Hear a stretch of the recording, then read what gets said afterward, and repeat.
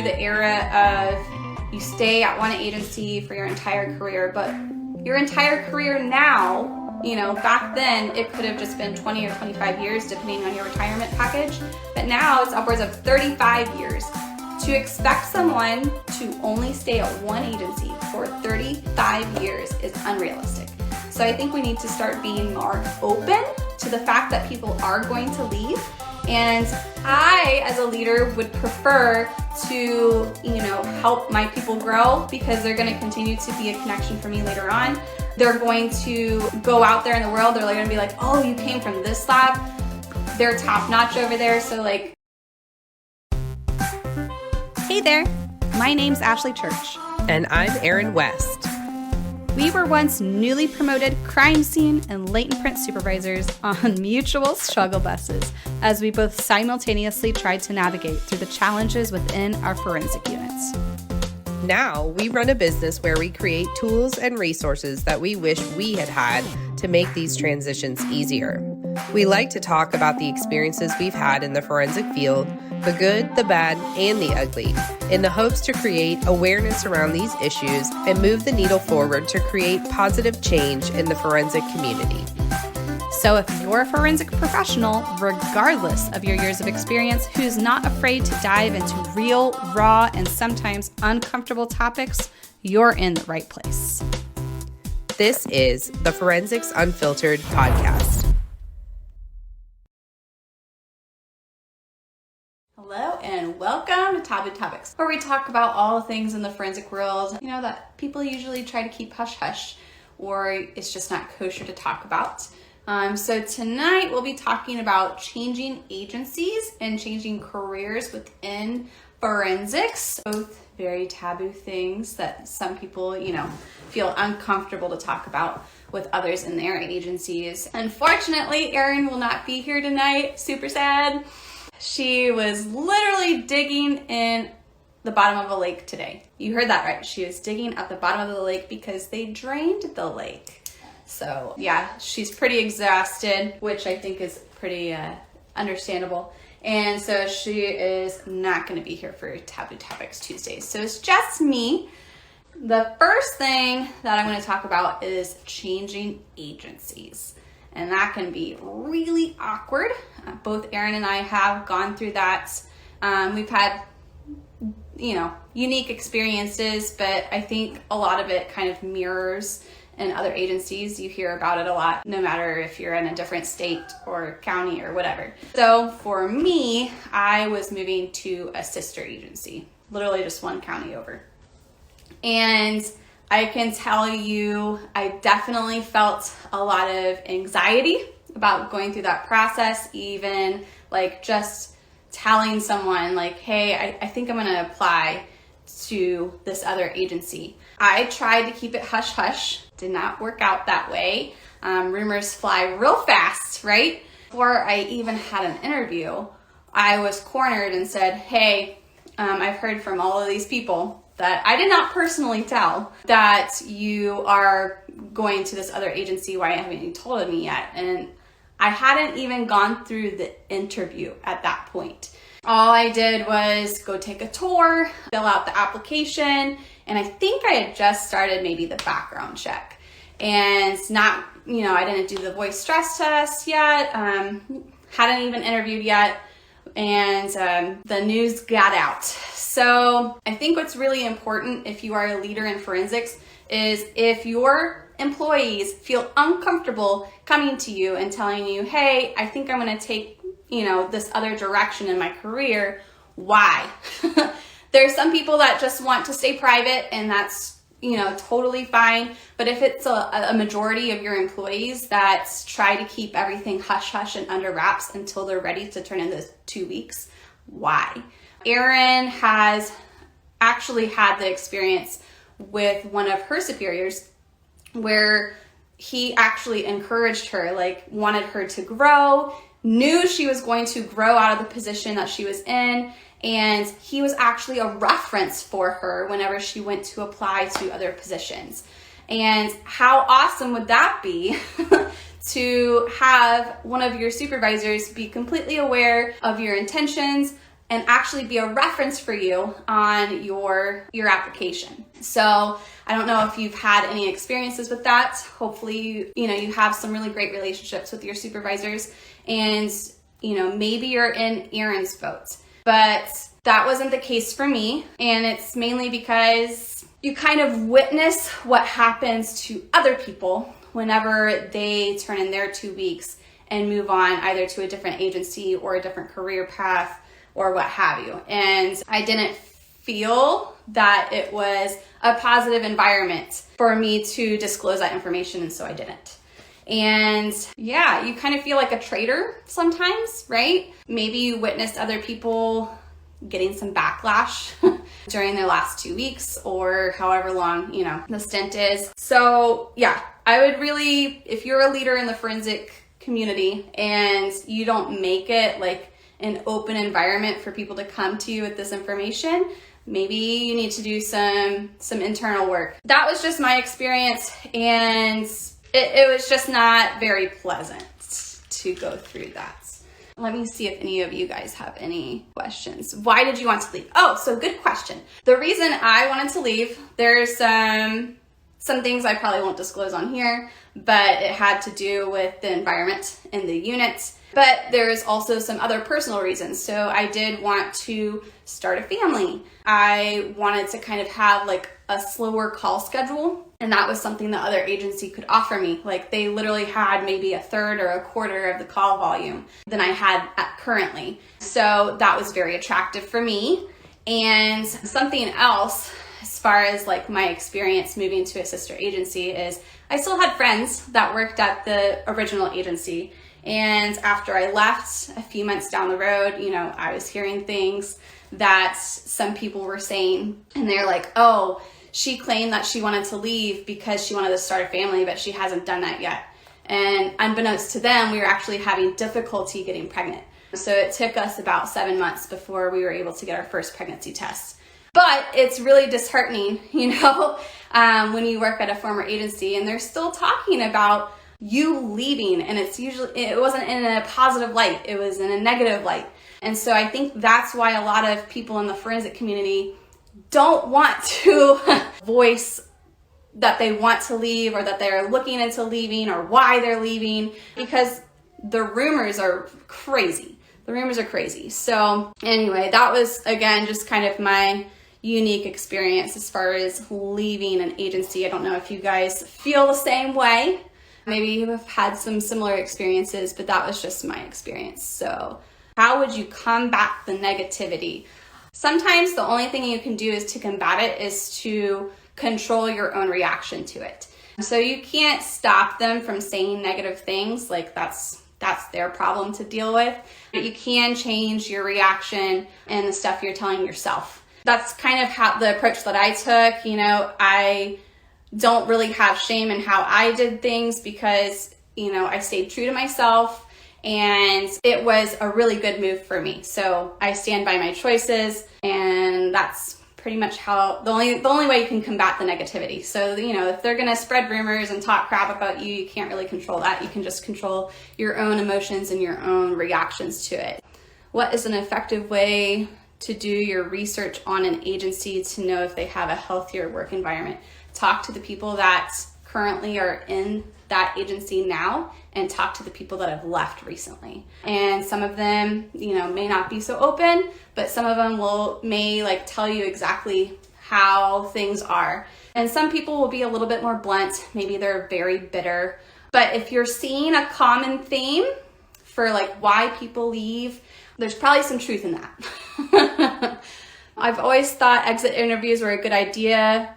Why you were leaving, was it something we did or specific? So I actually did an exit interview. I think I still did a very tasteful exit interview, but I know a lot of people, or some people before me, that also did exit interviews and echoed the same concerns and problems that I did, and it didn't seem to do much. So is it easy to build connection with people who work in another agency? Sure. Why not? That's actually how I got the other job. I had someone that I was working with that they reached out to him and was like, hey, would you like this position? He was an intern at this agency before. They really liked him. They wanted to have him come back. He had other goals in mind that he was reaching for. And so he told me about the position and said, hey, I know you were looking into, maybe slowing down a little bit. This opportunity came about, and, I built the connection from there. So don't stay in your own little bubble, especially if you go to trainings or if you're involved in IAI, the International Association of Identification, that type of thing. Build those connections.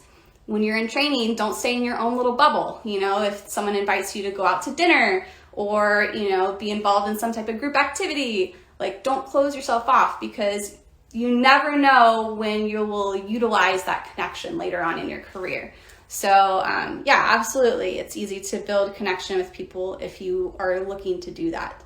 If you guys have any other questions about changing agencies, keep them in the comments below. But I'll start talking about changing career paths. I don't know if you guys have big audacious dreams. A lot of people will actually use crime scene positions as a step towards something bigger. So maybe they want to work in a lab. Maybe they want to be a big private investigator. I don't know. It's their own personal things. But you can also have some pushback. Someone in our comment section was even saying hey, I work at an agency. My goal is to become, a crime scene investigator in the forensic unit. And I was told I couldn't even voice that dream because it would upset people.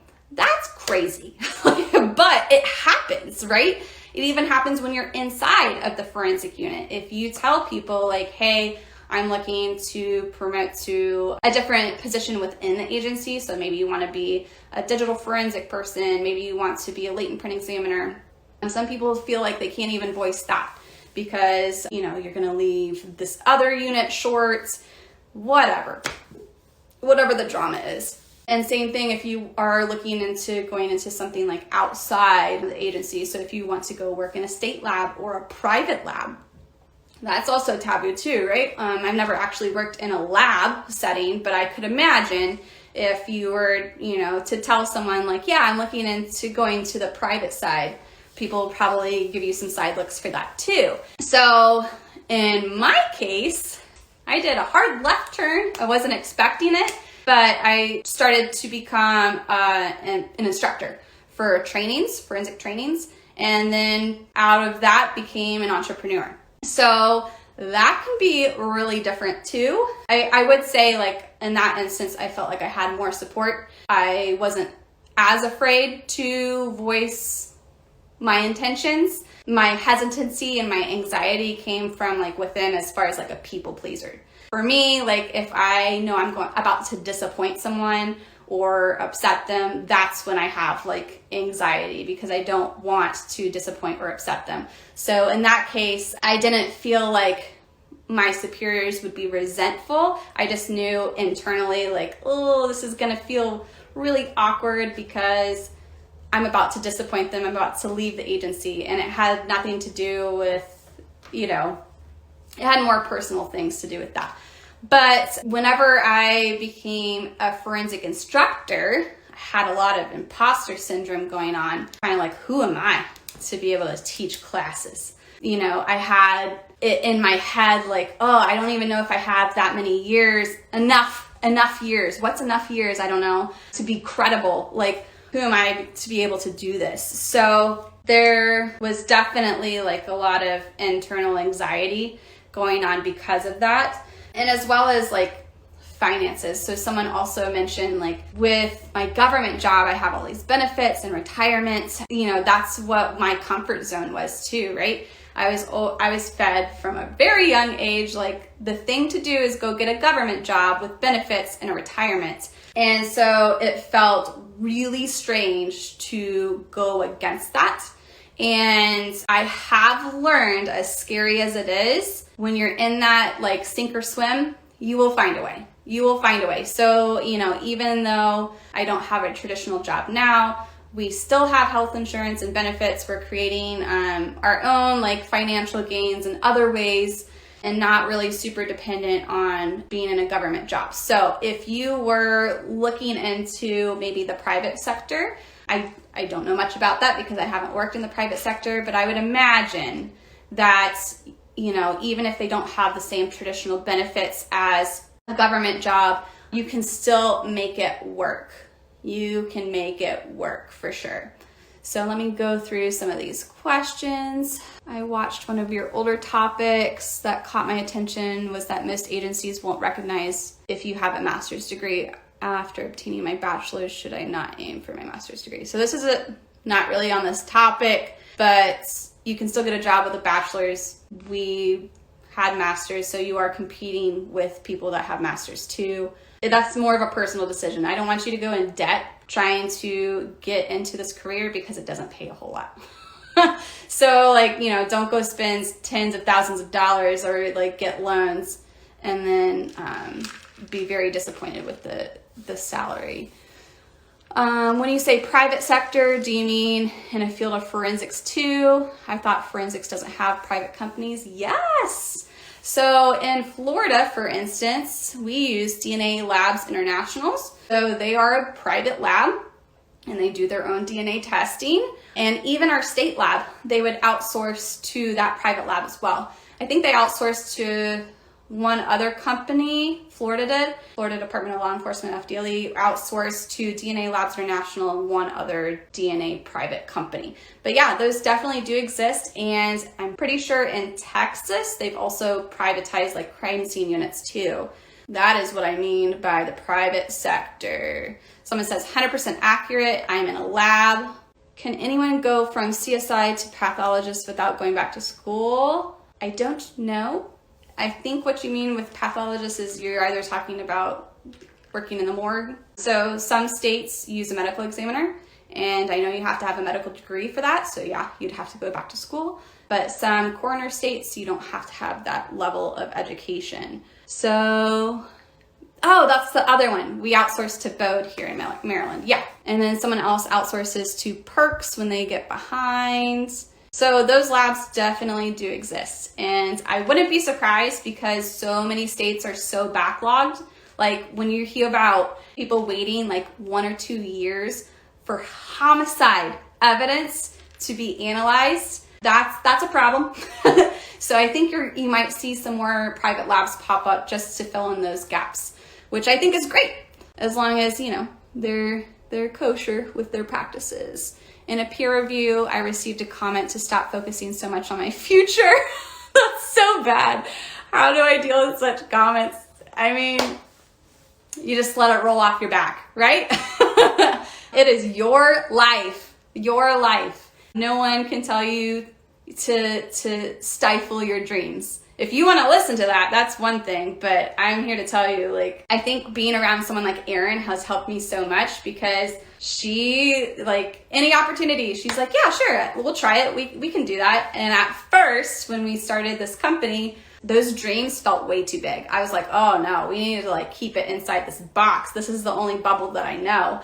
And when you start reaching out of your comfort zone and you still dream those big dreams, you will surprise yourself. So now there's a lot of other things that I'm like, oh yeah, we could totally do this. That a year ago, it would have frightened the crap out of me. How can I find those private labs in my cities? I don't know. Is there a website? Is there a website to go find? I mean, I'm sure you can try to find LinkedIn too. So with LinkedIn, we put this in our free PDF resource for students where you can actually like search for jobs. So if you like search for, I don't know, DNA analyst, it will pop up with all of those jobs in your area. You can actually like search within your area or search within like different states or the whole nation. And I'm sure stuff like that will pop up. So if anyone works in a lab and you know how to find privatized labs, forensic labs in your state and know what to Google, just type it in the comments because I'm not that person. I don't know. I think that covers it pretty much. And one other comment, private labs are out there, mostly word of mouth. Many private labs are small and only have a few examiners. Exactly, yeah. So they're harder to come by. But start making those connections, building those bridges now. And I'm sure you can also like kind of network with them at conferences and such too. I've swapped agencies and I've gone from the bottom to the top. Yep. And that was the case for me as well. It was not expected. I was not expecting to be promoted so fast, but you never know. It opened up a completely different door for me. And I'm very thankful for making the decision for myself. And then it opened up other doors for me, which is great. Someone else said, check the American Academy of Forensic Sciences website. They may have resources for you to look into private labs there. And how would have changed the problem at the agency that you left if you could? It really would have been to promote, but at that particular agency, people were waiting like 10 plus years to promote, and I was definitely not in line at that time. So to make a really big impact and a change that I would have wanted to, it would have taken a lot longer. You know, moving to, especially, you know, the time in my life where we were trying to start a family too, it was the best decision I could have made for myself. And then I got to be a good impact on a different lab. And I don't regret any of it. All right, someone said thanks for the information. You are welcome. Hopefully it helps. It is super uncomfortable if you've never changed agencies before, but I think it's gonna be more common. It really is. Unfortunately, like, there's a lot of people, a lot of senior people that have lived through the era of you stay at one agency for your entire career, but your entire career now, you know, back then it could have just been 20 or 25 years depending on your retirement package, but now it's upwards of 35 years. To expect someone to only stay at one agency for 35 years is unrealistic. So I think we need to start being more open to the fact that people are going to leave. And I, as a leader, would prefer to, you know, help my people grow, because they're going to continue to be a connection for me later on. They're going to go out there in the world. They're going to be like, oh, you came from this lab. They're top notch over there. So like it only benefits you if you kind of help your people grow. They can move on from the agency if they want to. If they want to stay at the agency, then great. You can help them grow within your agency. But I don't think the expectation of having them stay for X amount of years, like, that's kind of gone now. So just embrace it and expect it and help your people, you know, move on if that's what they want. I think this is good, healthy discussions. A lot of this is kind of sensitive information, but if you're looking at changing agencies or changing career paths at this time, it could be uncomfortable to talk about in a public setting. So if you want to message me privately, feel free to do that if you have any other questions or need any other support in any way. Thanks, guys. Have a good night. Thank you so much for being here and listening to Forensics Unfiltered. If you liked this episode, would you do us a favor and leave a review letting us know specifically what you liked about this topic? It will only take a minute, but it will really help us plan future episodes so we can bring you more topics that you want to listen to. We'll be sure to provide any links from today's episode in our show notes on our website. Head to www.gapscience.com. Until next time, stay safe out there.